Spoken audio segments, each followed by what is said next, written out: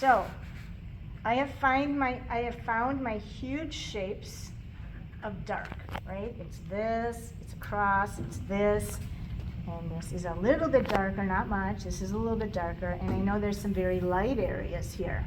Now what I kind of want to do is there's certain areas, especially with the kind of light areas, I'm just going to blend that in a little bit. Because I know it's like a gradiated kind of thing. Now I'm going to be using my compressed charcoal, and I'm going to try and find hints. I'm going to give myself hints where the darkest darks are. And so I'm looking here on like my horizon line, and I know, look at how dark that is here, and that darkness goes all the way kind of across, and it encapsulates this area, which is like a little finger kind of pointing out. So I'm going to start getting dark there. I'm ignoring the tree trunks. Tree trunks are not important yet at this point because those are details that I generally know I'm going to do later. And I can see that now the darkness has delineated itself. Before I thought of this whole thing kind of as a shape. Now I'm looking for kind of the darkest darks. And I know that the darkest darks don't extend all the way out, but they're within it. And so I'm just going to reference those. And then I know the darkest dark goes just a little bit over my horizon line there. And it does a little bit of a turn right here. Goes across. And not much there. It's kind of a medium dark there. Then once again, it gets really dark. Kind of over here, toward the middle of the tree, and even some of the edges are darkest dark. So I'm using this, I'm just using the edge of my charcoal, and I'm mapping in some of the darkest darks. And now this is kind of light value. It gets a little bit darker here, maybe that's not necessarily the darkest of darks. I'm ignoring the reeds again. And then it's a little dark, maybe toward the bottom, it's a little, or toward the top of my page, it's a little bit darker. And I know now there are kind of lines going through here, and those lines of darknesses have shapes too. So now I'm just kind of parsing out where the darks are. In this area, just like a little splotch of dark right there. And I know there are branches here.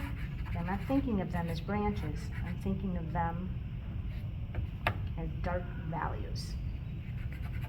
So now I would go in here, and so I think I got my darkest darks, I've got my mediums, I've got my lightest lights, but I'm missing a lot of my lightest lights.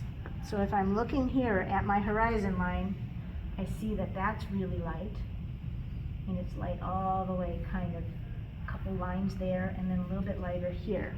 And so I want to make sure that I actually have those. And so I'm going to go back in with my eraser. That's why if you were able to put in the whole thing as a shape, now you can go back in there and carve out the light, and it's going to give interesting kind of definition to these shapes. And so I'm going to use my eraser kind of like I would use a white pencil. And I am finding the shapes that are maybe light. And the thing is, these shapes don't have to be perfect. I mean, how are you going to get perfect with a bulky eraser, right? I can kind of use the edge if I want, but what's going to happen after I pull out these light shapes, then I'll go in again with my charcoal. Maybe I'll switch to a graphite pencil, and I'll start doing in details. I will start refining how those dark edges against the really light. There's also a water reflection, a couple of them here. When you're doing water, when the rain knows it's water, you generally go across because water's flat. And then to show reflection in water, the reflections are usually vertical, okay? And so those are some clues. These I know are reflections too, these things, and they're a little kind of fuzzy on the edges, which is great. So I'm going to fuzz those out even more.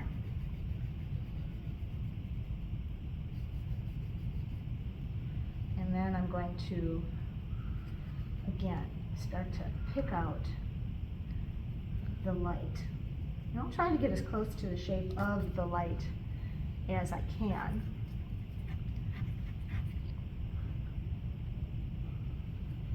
But it's going to be a back and forth process from now on.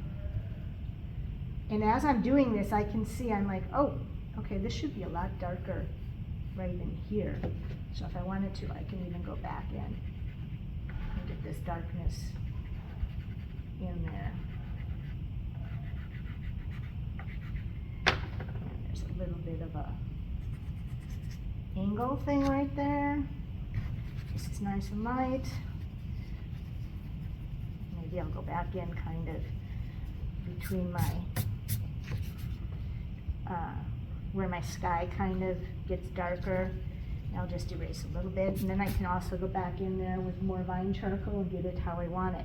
Now, look at my hands and look at my white area, right? It's full of fingerprints, and that's going to happen. Luckily, the fingerprints are very easy to just lift out. So every once in a while, take a break, wipe off your hands, and kind of go from there. So this other thing, this is a kind of an up and down kind of whiteness under here, which my brain is going to assume is reeds or grass, right? And this value here, my tree trunk, kind of has a line that goes kind of above it.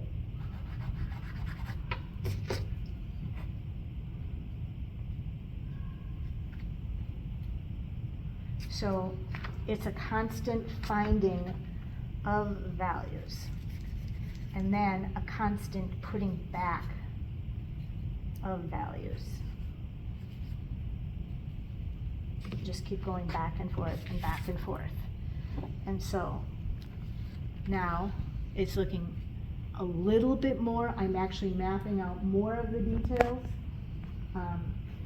And my next step, I probably maybe smudge some stuff out, and then I would go back in with maybe my vine charcoal, compressed charcoal. I don't think it's time yet for me to grab a graphite pencil because I still have to define my lights, my mediums, and my darkest darks, and everything in between until I start to see it. Go this way. A little more clearly. You're still not going to turn it the right way up. We're just working on this upside down now, okay? Do you have any questions on this?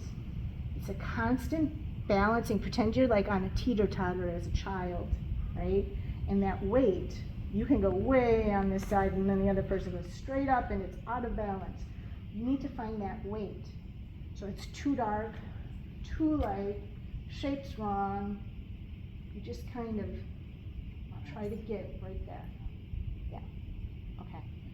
All right.